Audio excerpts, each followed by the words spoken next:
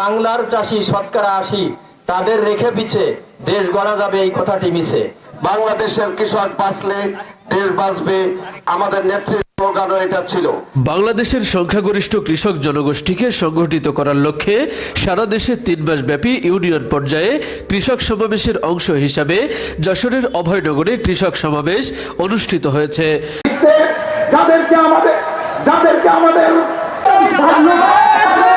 Suborna union কৃষক দলের উদ্যোগে শনিবার বিকালে গোপীনাথপুর প্রাথমিক বিদ্যালয় মাঠ সংলগ্ন এলাকায় এই কৃষক সমাবেশ অনুষ্ঠিত হয়। উপজেলা কৃষক দলের সভাপতি কামরুজ্জামান মোঘল সুমনের সভাপতিত্বে প্রধান অতিথির বক্তব্য রাখেন কেন্দ্রীয় শ্রমিক দলের সিনিয়র সহসভাপতি ও অভয়নগর থানা বিএনপির সভাপতি ফরাজি মতিয়ার রহমান।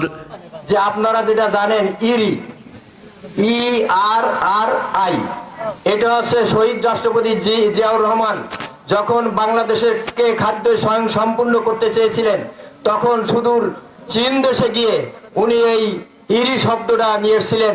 ERRI মানে হচ্ছে ইন্টারন্যাশনাল রাইস রিসার্চ ইনস্টিটিউশন।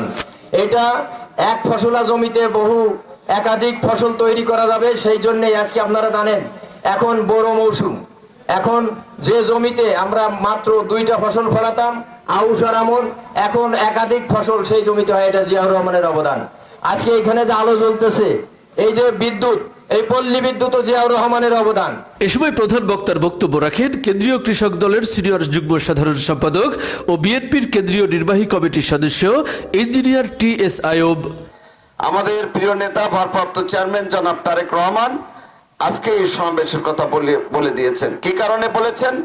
যে কৃষক আগামী দিন বাংলাদেশ জাতীয়তাবাদী দলের সরকার তথা আমাদের নেত্রী বেগম খালেদা জিয়ার সরকার তথা আমাদের নেতা জনাব তারেক রহমানের সরকার দেশের গণমানুষের ভোটে নির্বাচিত হয়ে যখন ক্ষমতার আসীন হবেন, তখন এই কৃষকদের জন্য উনি যে যা কিছু করবেন তার একটা প্রতিপাদ্য উনি ঘোষণা করেছেন, যা আপনাদের মাঝে ছড়িয়ে দেওয়ার জন্য আজকের এই কৃষক সমাবেশ অনুষ্ঠিত হচ্ছে।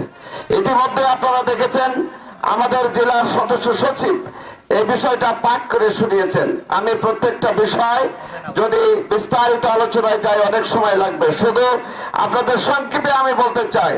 উনি বলেছেন বীজের কথা, উনি বলেছেন শেষ পাম্পের কথা, উনি বলেছেন কৃষি ঋণের কথা, উনি বলেছেন শেষ শস্য বীমার কথা, উনি বলেছেন ফ্যামিলি কার্ডের কথা, উনি বলেছেন খাজনার কথা, উনি বলেছেন পতিত জমি বন্দোবস্তের কথা, উনি বলেছেন সমবায় ভিত্তিক কৃষি উৎপাদনের কথা। এমনই ভাবে উনি বিস্তারিত ভাবে অনেকগুলো পয়েন্টে কৃষকের আশাবাদ ব্যক্ত করেছেন। বাংলাদেশের কৃষক বাঁচলে দেশ বাঁচবে, আমাদের নেত্রী স্লোগানও এটা ছিল। আপনারা ভালো করে জানেন 80% লোক যে দেশের কৃষক, সেই দেশের কৃষক জনতা যদি এই উন্নয়নের কাজে শরিক না হয়, কোনো অবস্থাতেই ওই দেশের উন্নয়ন হতে পারে না।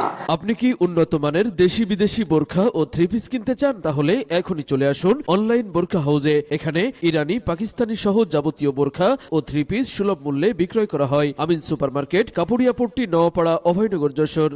এ সময় বিশেষ অতিথির বক্তব্য রাখেন নওয়াপাড়া পৌর বিএনপির সভাপতি আবু নঈম বড়ল, থানা বিএনপির সাধারণ সম্পাদক কাজী গুলাম হায়দার ডাবলু, থানা বিএনপির সাংগঠনিক সম্পাদক কামাল হোসেন খান, কৃষক দলের কেন্দ্রীয় কমিটির সদস্য অ্যাডভোকেট শাকিল আহমেদ রিপন, যশোর জেলা কৃষক দলের সদস্য সচিব শিকদার সালাউদ্দিন, যুগ্ম আহ্বায়ক জাকির হোসেন।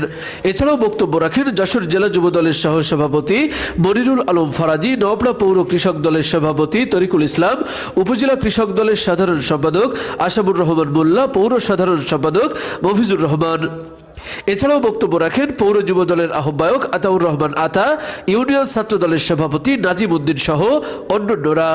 সুবর্ণা ইউনিয়ন বিএনপির সভাপতি কামাল হোসেন ফরাজি ও সাধারণ সম্পাদক সৈয়দ জাহাঙ্গীর কবির নাসিমের যৌথ সঞ্চালনায় উপস্থিত ছিলেন চলিশিয়া ইউনিয়ন বিএনপির সাধারণ সম্পাদক অধ্যাপক নুরুজ্জামান, সিদ্দিপাশা ইউনিয়ন বিএনপির সাধারণ সম্পাদক ইয়ার আলী, থানা বিএনপির সিনিয়র সহসভাপতি আব্দুল মজিদ বিশ্বাস সহ অন্যান্যরা। তৌহিদ হাসান, খবর, অভয়নগর। আপনি কি বিশেষজ্ঞ কার্ডিওলজি ডাক্তার দ্বারা ইকোকার্ডিওগ্রাফি করে রোগ নির্ণয় করতে চান? তাহলে আজই আসুন ইউনিক ডায়াগনস্টিক অ্যান্ড কনসালটেশন সেন্টারে। এখানে প্রতি বৃহস্পতিবার ইকোকার্ডিওগ্রাফি করে চিকিৎসা সেবা প্রদান করছেন কার্ডিওলজি বিশেষজ্ঞ ডাক্তার হিমেল সাহা।